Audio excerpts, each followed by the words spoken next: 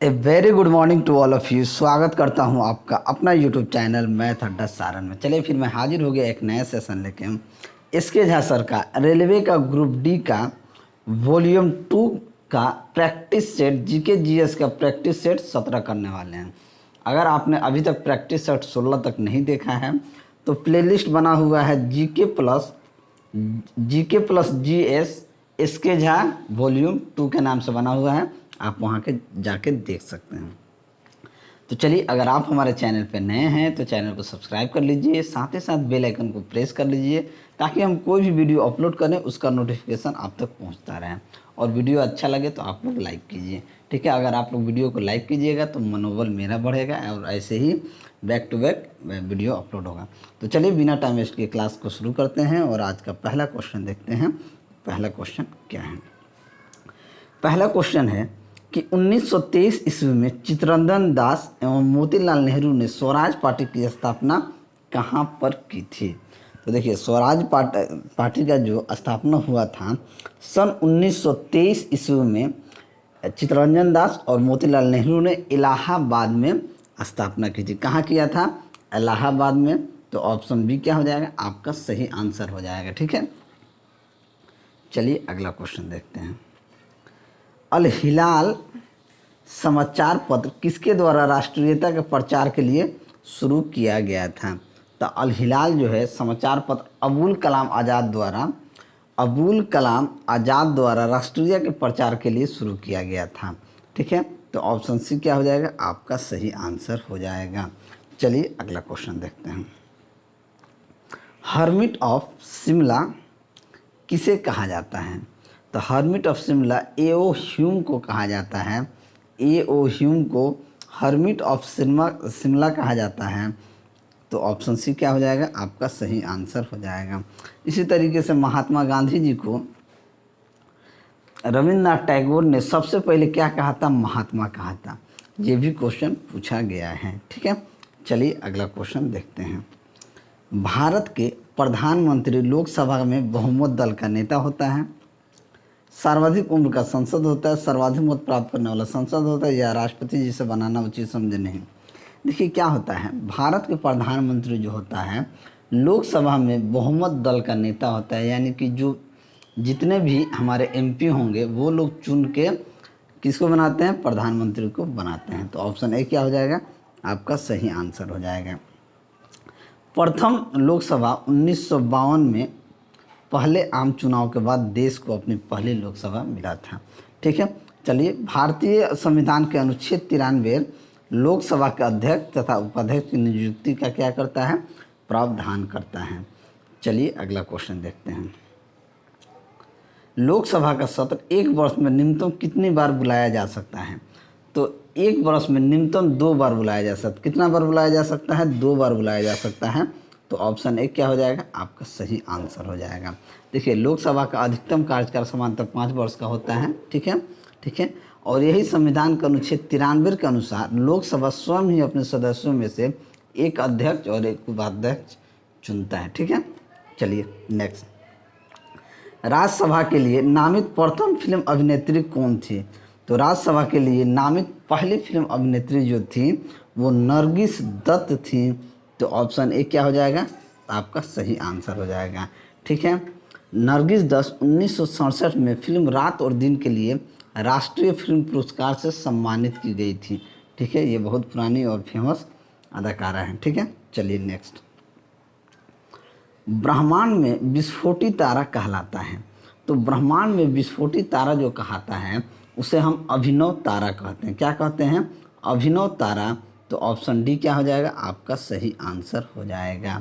चलिए नेक्स्ट। भूपृष्ठ से परावर्तित अवरक्त विकिरण के अवशोषण द्वारा भूवायुमंडल के तापमान में वृद्धि की प्रक्रिया को क्या कहते हैं? देखिए, भूपृष्ठ से परावर्तित अवरक्त विकिरण के अवशोषण द्वारा भूवायुमंडल के तापमान की वृद्धि की प्रक्रिया को ही हम ग्रीन हाउस प्रभाव कहते हैं, यानी कि ग्रीन हाउस इफेक्ट कहते हैं। क्या कहते हैं?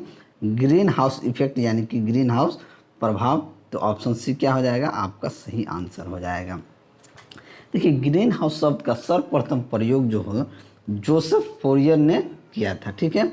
और ग्रीन हाउस गैस जो होता है carbon dioxide, methane, nitrous oxide और क्लोरोफ्लोरोकार्बन इसमें मौजूद होते हैं। चलिए नेक्स्ट, अगला क्वेश्चन है कि हवाई जहाज़ प्रायः डैश में उड़ते हैं।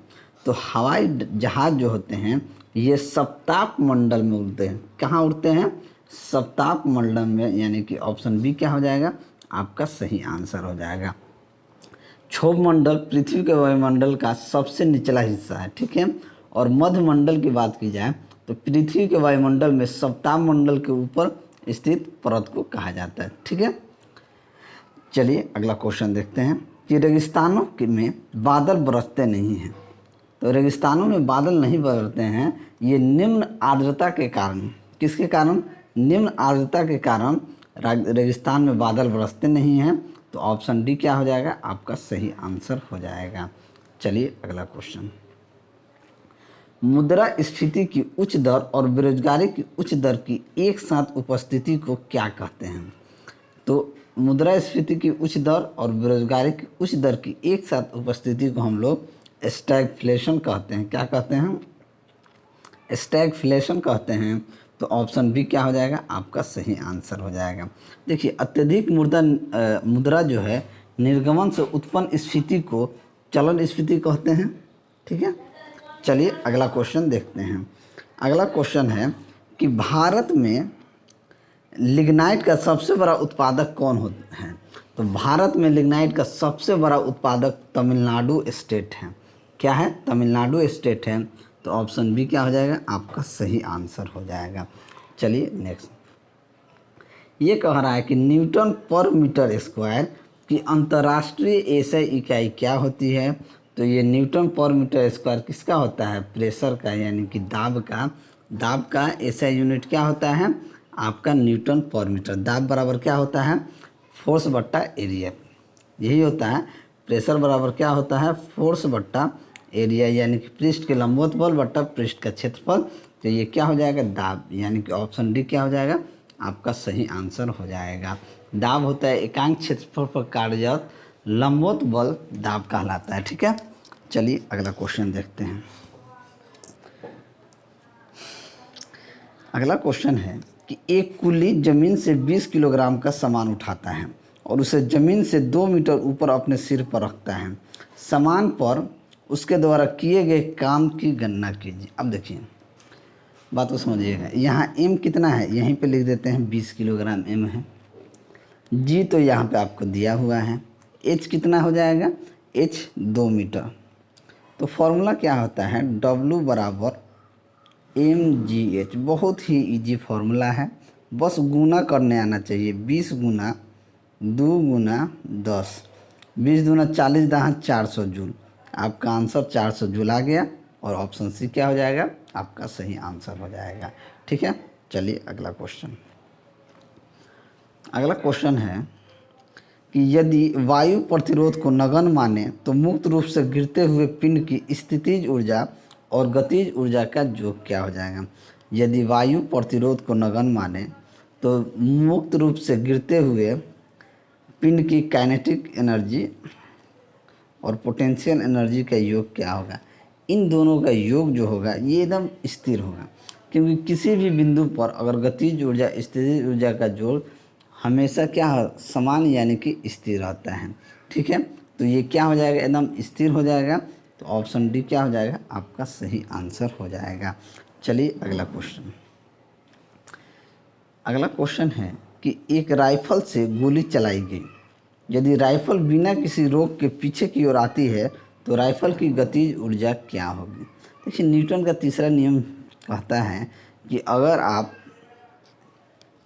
बंदूक को गोली आगे मारिएगा तो आपको there is equal and opposite reaction होता है, प्रतिक्रिया के बराबर प्रतिक्रिया होता है। तो वो पीछे की तरफ क्या करेगी? मूव करेगी।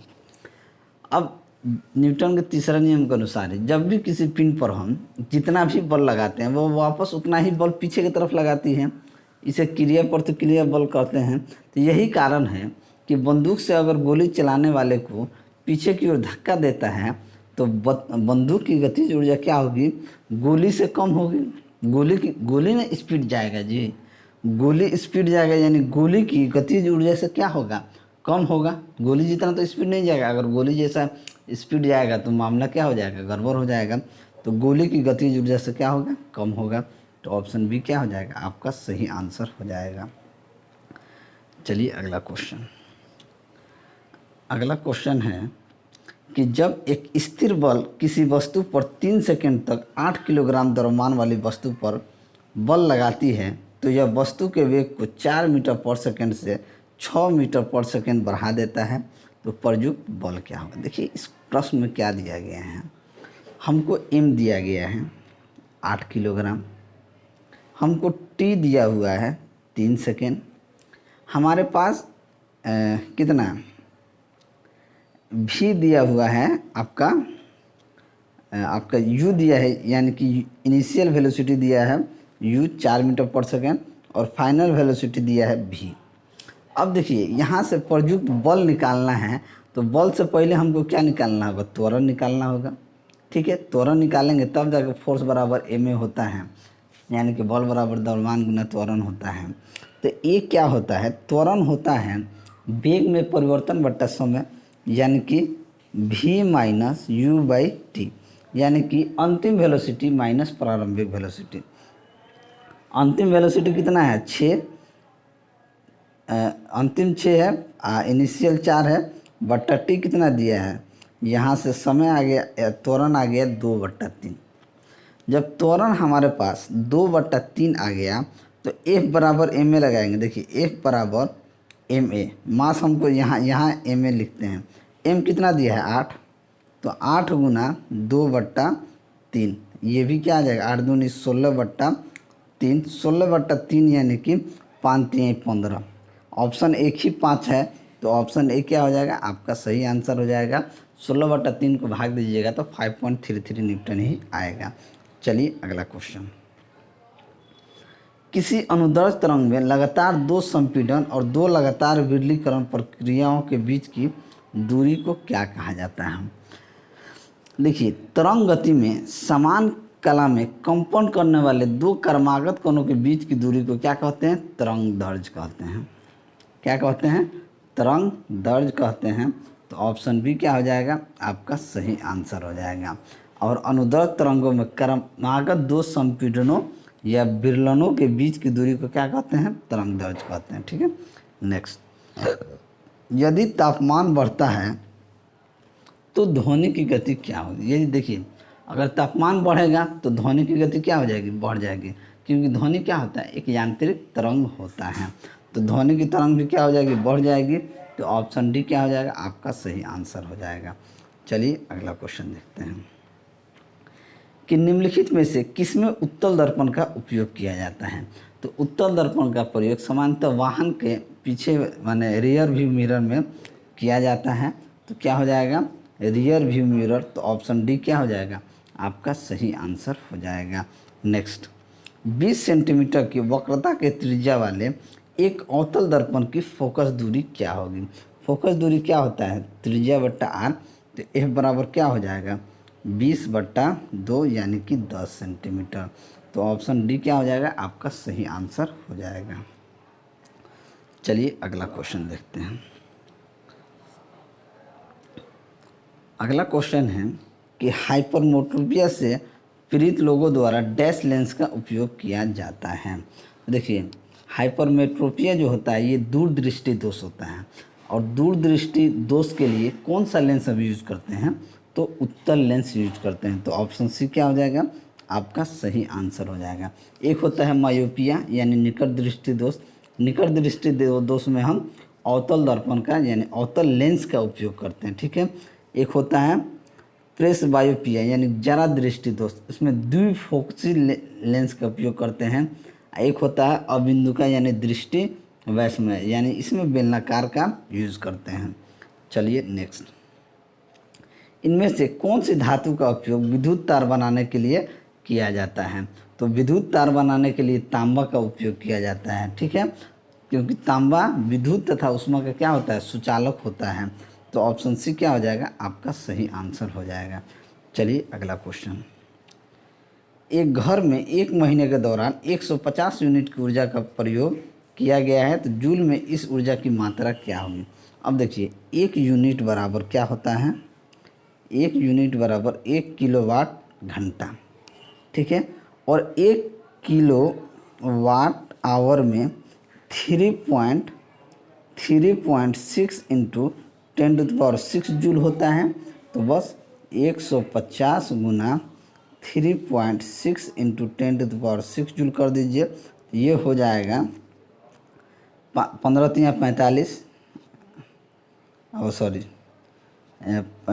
ये 3.6 को अब 15 से हम गुना करेंगे तो ये हो जाएगा 54, 15 तिया 45, 15 छक्के 90, 45 90 कितना हो जाएगा 54, यानी 54 गुना कह सकते हैं ये 10⁶ है, तो ये आपका हो जाएगा, हम इसे लिख सकते हैं 5.4 इंटू 10⁸ जूल लिख सकते हैं। क्या हो जाएगा, या 54 गुना 10⁷ लिखें, या इसमें दिया 5.4 इंटू 10⁸ या 5.4 इंटू 10⁸ जूल।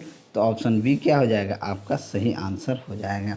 एक चीज़ याद रखिएगा, 1 किलोवाट घंटा में 3.6 इंटू 10⁶ जूल होता है, ये इम्पोर्टेंट है। चलिए अगला क्वेश्चन देखते हैं। अगला क्वेश्चन है कि निम्न में से किस में अस्थायी चुंबक की तरह चुंबकीय गुण नहीं होता है। तो चुंबक पत्थर में जो होता है अस्थायी चुंबक की तरह चुंबकीय गुण नहीं होता है, तो ऑप्शन डी क्या हो जाएगा, आपका सही आंसर हो जाएगा। प्राकृतिक चुंबक लोहे का क्या होता है, ऑक्साइड होता है। चलिए अगला क्वेश्चन देखते हैं। अगला क्वेश्चन है कि निम्नलिखित में से किस नियम के अनुसार दिए गए रासायनिक पदार्थ में हमेशा वही समान तत्व होते हैं जो वजन से एक निश्चित अनुपात में संयुक्त होते हैं। तो ये स्थिर अनुपात का जो नियम कहता है कि प्राउस्ट ने इसको दिया था, इसके अनुसार किसी भी रासायनिक यौगिक में उपस्थिति अवयवी तत्वों के द्रव्यमानों का अनुपात जो होता है सदैव स्थिर और निश्चित होता है। तो ये ऑप्शन ए क्या हो जाएगा, आपका सही आंसर हो जाएगा। चलिए अगला क्वेश्चन देखते हैं कि 90 ग्राम पानी में मौजूद मोलों की संख्या क्या होगी। तो 90 ग्राम पानी में देखिए मोलों की संख्या हम कैसे निकालते हैं, ग्राम में भार बटा अनुभार, इसको थोड़ा सा ऊपर लिख लेते हैं। देखिए मोलों की संख्या हम कैसे निकालते हैं कि ग्राम में भार बटा अनुभार। अब जल का अनुभार क्या होता है, जल का अनुभार हो जाएगा, जल मतलब H2O, ऑक्सीजन का होता है 16, ये 2 गुना यानी कि 2 + 16 इसका कितना हो जाएगा 18 ग्राम, यानी कि इसका अनुभार कितना हो गया 18 ग्राम। और 90 ग्राम पानी में तो जल का मोल की संख्या क्या हो जाएगा, N बराबर हो जाएगा 90/18 यानी कि 18×5 90। तो ऑप्शन बी क्या हो जाएगा, आपका सही आंसर हो जाएगा। ठीक है। चलिए संभारिकों में डैश की संख्या समान होती है। तो संभारिकों में नाभिक की संख्या जो होती है ये समान होती है, तो ऑप्शन बी आपका क्या हो जाएगा, सही आंसर हो जाएगा। चलिए अगला क्वेश्चन कि परिवर्तनीय संयोजकता डैश दर्शाते हैं। परिवर्तनीय संयोजकता जो होता है ये संक्रमण तत्वों से दर्शाते हैं। संक्रमण तत्वों से दर्शाते हैं, तो ऑप्शन बी क्या हो जाएगा, आपका सही आंसर हो जाएगा। देखिए रिक्त डी ऑर्बिटल की उपस्थिति के कारण संक्रमण तत्व क्या होते हैं, परिवर्तित संयोजकता दिखाते हैं। ठीक है। चलिए नेक्स्ट, इनमें से कौन सा पदार्थ गैस्ट्रिक अम्ल के एक संघटक के रूप में पेट में स्रावित नहीं होता है। देखिए सल्फ्यूरिक अम्ल जो होता है वो गैस्ट्रिक अम्ल के एक संगठन के रूप में पेट में स्रावित नहीं होता है, तो ऑप्शन बी क्या हो जाएगा, आपका सही आंसर हो जाएगा। और सल्फ्यूरिक अम्ल जो होता है एक तीव्र अकार्बनिक अम्ल होता है। ठीक है। चलिए अगला क्वेश्चन, किसने यह खोजा कि हर 8वें तत्व के गुण पहले के समान हैं। तो ये न्यूलैंड ने खोजा था कि हर 8वें तत्व के गुण पहले के समान होते हैं, तो ऑप्शन ए क्या हो जाएगा, आपका सही आंसर हो जाएगा। देखिए 1864 ईस्वी में न्यूलैंड ने दर्शाया कि जब तत्वों को उनके परमाणु द्रव्यमान के बढ़ते क्रम में व्यवस्थित किया जाता है तो दिया गया प्रारंभिक तत्व जो होता है प्रथम के समान क्या करता है, पुनरावृत्ति करता है। उसने एक संगीत के अष्टक में 8वें नोट के समान, जैसे सा रे गा मा पा धा नि सा भी, इसमें पहला और 8वां नोट समान है। ठीक है। सा रे गा मा पा धा नि सा, सा से शुरू हुआ सा पे आ गया, इसलिए इस तरीके से बताया गया है। चलिए नेक्स्ट, डैश पारे का एक अयस्क है। तो पारे का अयस्क, देखिए पारा देखिए मुक्त अवस्था में पाया जाता है, कभी कभी मिलता है। इसका मुक्त अयस्क जो होता है सिनेबार होता है, सिनेबार यानी कि HGS सिनेबार होता है। तो ऑप्शन सी क्या हो जाएगा, आपका सही आंसर हो जाएगा। इसका जो परमाणु क्रमांक होता है वो 80 होता है। और पारा जो है आवर्त सारणी के डी ब्लॉक का अंतिम तत्व है। पारा जो है डी ब्लॉक का अंतिम तत्व होता है। चलिए नेक्स्ट, जीवन की मूलभूत इकाई क्या है। तो जीवन की मूलभूत इकाई क्या होती है, सेल होता है, यानी कि कोशिका। ये NTPC में पूछा गया प्रश्न है। तो ऑप्शन ए क्या हो जाएगा, आपका सही आंसर हो जाएगा। रॉबर्ट हुक ने 1665 ईस्वी में कोशिका यानी कि सेल की खोज की थी। चलिए नेक्स्ट, निम्न में से कौन सा सरल अस्थायी उत्तक नहीं है। तो जाइलम एक जटिल अस्थायी उत्तक है। जाइलम जो होता है एक जटिल अस्थायी उत्तक होता है। तो अस्थायी कौन सा सरल अस्थायी उत्तक नहीं, तो ऑप्शन बी क्या हो जाएगा, आपका सही आंसर हो जाएगा। ठीक है, चलिए नेक्स्ट, जीवों द्वारा जीने के लिए एक और अधिक वंश वृद्धि के लिए बेहतर अनुकूलित वातावरण बनाने की प्रक्रिया को क्या कहते हैं। देखिए इस प्रक्रिया को हम लोग प्राकृतिक चयन कहते हैं। क्या कहते हैं, प्राकृतिक चयन कहते हैं। तो ऑप्शन ए क्या हो जाएगा, आपका सही आंसर हो जाएगा। ठीक है, चलिए नेक्स्ट, निम्नलिखित में कौन कशेरुकी की विशेषता नहीं है। तो कशेरुकी जो है इसकी विशेषता क्या नहीं है, तो इसकी जो देखिए रेडिकल सिमेट्री होता है, यानी कि व्यासीय समिति, ये वर्ग के जीवों में पाया जाता है। तो इसकी विशेषता जो है कशेरुकी की विशेषता व्यासीय समिति नहीं है, यानी कि रेडिकल सिमेट्री नहीं है। तो ऑप्शन बी क्या हो जाएगा, आपका सही आंसर हो जाएगा। कशेरुकी जो है वो जीवों में जीवन के किसी न किसी अवस्था में पृष्ठरज्जु अवस्था दिखाई पड़ता है। ठीक है, चलिए नेक्स्ट, लार ग्रंथि से डैश एंजाइम स्त्रावित होता है। तो लार ग्रंथि से क्या स्त्रावित होता है, तो लार का स्त्राव मुख की लार ग्रंथियों से होती है। क्या होती है, ग्रंथियों से होती है। तो लार में एमाइलेज एंजाइम होता है। क्या होता है, एमाइलेज एंजाइम होता है जो स्टार्च को शर्करा के रूप में तोड़ता है। तो एमाइलेज होता है। तो ऑप्शन डी क्या हो जाएगा, आपका सही आंसर हो जाएगा। नेक्स्ट, किसे सरला पुरस्कार से सम्मानित किए जाने की घोषणा की गई है। तो सरला पुरस्कार उड़ीसा के अग्रणी साहित्यिक पुरस्कार है। इसके तहत 5 लाख तथा सर्टिफिकेट दिया जाता है। 41वें सरला पुरस्कार के लिए नित्यानंद नायक को उनकी काव्य कृति सेते बालुका नाथिबा के नाम के लिए किया गया है। तो नित्यानंद नायक क्या हो जाएगा, आपका सही आंसर हो जाएगा। चलिए नेक्स्ट, राष्ट्रीय डाक सप्ताह कब मनाया जाता है। तो राष्ट्रीय डाक सप्ताह जो होता है 9 से 15 अक्टूबर के बीच मनाया जाता है। तो ऑप्शन बी क्या हो जाएगा, आपका सही आंसर हो जाएगा। नेक्स्ट, किस शहर ने वायु प्रदूषण से निपटने के लिए अभियान में रेड लाइट ऑन गाड़ी ऑफ शुरू किया है। तो किसने शुरू किया है, तो ये नई दिल्ली ने शुरू किया है। तो ऑप्शन ए क्या हो जाएगा, आपका सही आंसर हो जाएगा। ठीक है, चलिए अगला क्वेश्चन देखते हैं। वर्ष 2021 को भारत के किस देश के साथ पर्यावरण वर्ष के रूप में लॉन्च किया गया है। तो वर्ष 2021 को भारत किस देश के साथ, यानी फ्रांस के साथ पर्यावरण वर्ष के रूप में लॉन्च किया है। तो ऑप्शन डी क्या हो जाएगा, आपका सही आंसर हो जाएगा। इसका मुख्य उद्देश्य है सतत विकास के क्षेत्र में भारत फ्रांस का सहयोग को मजबूत करना, यानी आपसे मजबूत करना है। ठीक है, चलिए नेक्स्ट, अगला क्वेश्चन है कि 30 जनवरी को महात्मा गांधी के पुण्यतिथि के अवसर पर शहीद दिवस मनाया गया, इनकी समाधि स्थल का नाम क्या है। तो देखिए महात्मा गांधी के समाधि स्थल का जो नाम है वो है विजय घाट। क्या है, विजय घाट है, सॉरी विजय घाट नहीं, राजघाट। महात्मा गांधी का जो क्या नाम है, समाधि का नाम है वो राजघाट है। याद रखिएगा, राजघाट। महात्मा गांधी के समाधि स्थल का नाम राजघाट है। तो ऑप्शन ए क्या हो जाएगा, आपका सही आंसर हो जाएगा। ठीक है, शांतिवन की बात की जाए तो शांतिवन पंडित जवाहरलाल नेहरू के समाधि घाट का नाम है। ये जो विजय घाट है ये लाल बहादुर शास्त्री जी का समाधि स्थल का नाम है। ये शक्ति स्थल जो है ये इंदिरा गांधी जी का है। ठीक है, ये सारे समाधि स्थल कहाँ स्थित है? नई दिल्ली में स्थित है। ठीक है, चलिए नेक्स्ट।